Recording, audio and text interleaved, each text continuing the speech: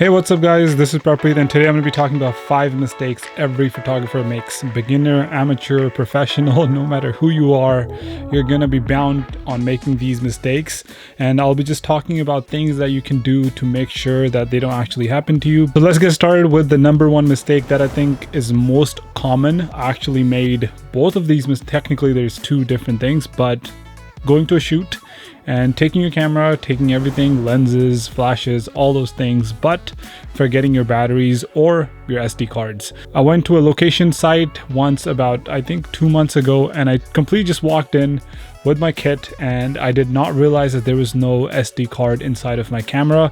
Now this was not a big event. If it was, I would have taken my whole SD card case with it. So I'll always have something like that in the backup. But this time around, I actually did not have anything. I was like, hey, I just need to take maybe 100 pictures and I'll be done. So I assumed that there was a card inside of my camera, which mostly there is. But this time around, I took it out and I didn't double check. And that's why I kind of got to the shoot, tried to take a picture, and I was like, crap, I do not have an SD card. So I went back home. Fortunately, I was pretty close by to home. I went home, got an SD card for myself, came back to the shoot, started shooting. Similar thing has happened to me before. I think it was like 3 to 4 years ago. My sister had a award ceremony at her school, and I basically went thinking, I was prepared, but once I got to the location again, I tried opening my camera and taking a photo, and I realized, shoot, I do not have a battery in my camera, and that's something that you can't actually come away from. You can always double check to make sure that you have the SD card and the battery with you, and might just want to take a backup. For example, on my Sony A7 Mark III, I have a dual SD card slot. So what I do is, and in the second card slot, I will basically always have like a smaller SD card that every single time that I'm going out with, or if I ever forget, I always have that spare SD card and I can always rely on that. And then for batteries, you kind of just have to take them with you because you can't have a spare battery on you or whatever. You just have to make sure that you're charged and then you have enough batteries to last maybe 2 or 3 periods.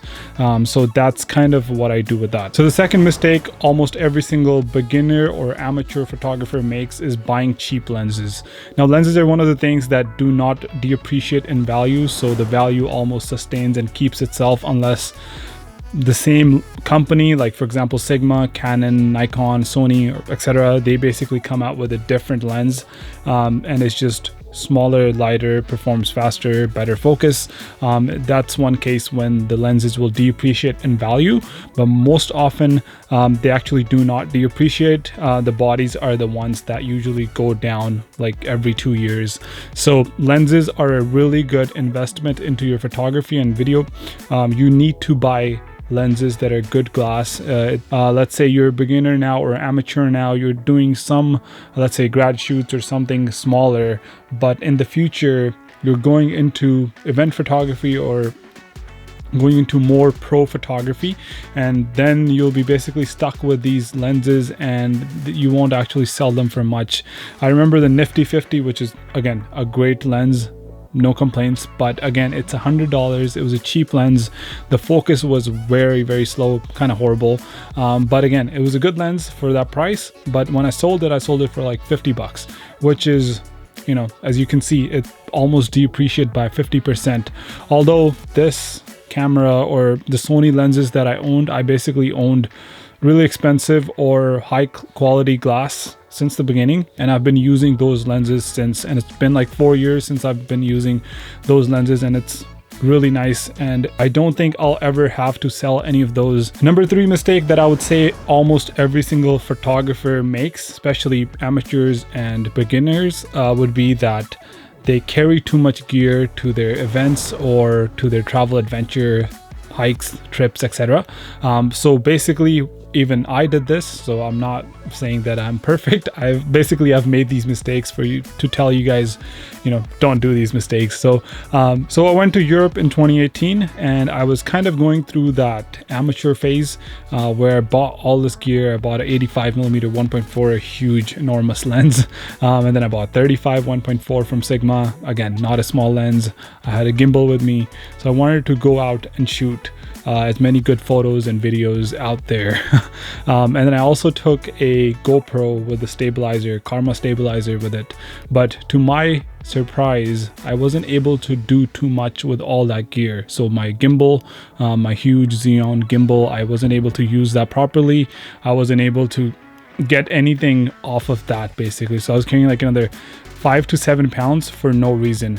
And to be honest, my GoPro, which weighed probably less than maybe 2 pounds, I used that the most and it gave me the most footage. So my point here is, once you carry too much gear on you, one, it's going to take away the whole pleasure of sightseeing or traveling, and then you're basically going to be carrying like 40 to 50 pounds of gear on your back. Your feet are gonna hurt, your back's gonna hurt. It's not a pleasant experience. On top of that, when you're out there and you're deciding, okay, I need a shot, which one should I pick? Should I pick the 35, 85, 55, or should I pick the 24 to 70? Which lens should I pick? Which camera should I pick? Should I use a flash? Should I use not a flash? You're kind of in this delusion, like you're confused what to use and what will give you the best shot. And even if you get the best shot, you're going to be telling yourself afterwards, hey, I could have done better. Why didn't I use this other lens that I carried with me? Or it's more of a regret theory that comes with this whole, mindset of carrying too much gear to your trips or to your shoots. I say go very minimal with the amount of gear that you have to take. 24 to 70, 70 to 200 is probably too heavy to carry on trips. But if you're going out on a single shoot, just look at your gear and look at what will be the best gear in situation and make the best out of your shoot with that 1 or 2 lenses. Don't go more than that. Don't confuse yourself. Don't carry too much. So the number 4 mistake is kind of similar to the third one. It's not carrying too much gear, it's keeping too much gear and hoarding onto older generational stuff. Now, all of us has probably watched Casey Neistat at a point, and we kind of want to build a studio like him where he keeps all the gear and all the cameras, computers he's used in the previous times, and we want to keep it and make a studio off that. But to be honest, he makes a lot of money where he doesn't even care, and he has a space too. He has the money to buy new gear. He doesn't need to sell anything, so he can afford it. But most of us professional photographers who kind of live by a paycheck, we cannot actually afford to do all those things. And my studio is literally like 5 feet by like 2 feet. That's how much space I literally have. I cannot fit all that stuff in my room or my bedroom or my studio. I'm pretty sure most of you guys are in the same case, so don't ever hoard onto the stuff. Put it on eBay, put it on Amazon, just sell it off. You'll be surprised how much money you can make just from the gear that you never actually touched. Like today, I basically sold my Canon T5i that I never actually used before. So again, you can sell a lot of those things for like $300-400 and make those money, and you'll be surprised how much money you've now got. And then going back to problem number 2, you don't have to buy stupid cheap gear. You can basically put in more money towards those lenses. And the mistake number 5, the last one that most photographers actually make, I was shooting in 1.4. Most of my portraits, I would keep them at 1.4 and I would focus on the eye of my model. But at the same time, when I was doing this, I couldn't actually find the focus. So I turned my autofocus to manual focus, and I was trying to get that shot also in fast shutter speed. So I basically turned it to manual focus, and then I forgot about it. So I took, let's say, I think 10 to 20 photos after this, and I just didn't even realize that I was shooting in manual focus and all my photos were autofocus. Especially on the go, these aren't things that you pay close attention to, so this is something that you're mostly going to forget and mess up on, especially if you're shooting 1.4 or 1.2, 1.8 even apertures.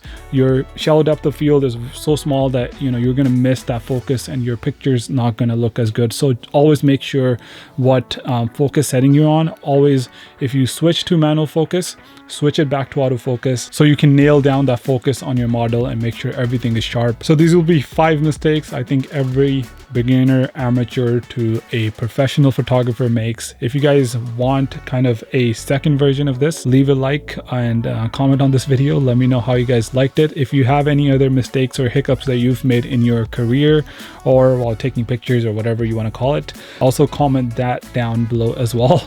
Yeah, if you guys like this video, please make sure to subscribe. I'll see you guys in the next video. Peace out.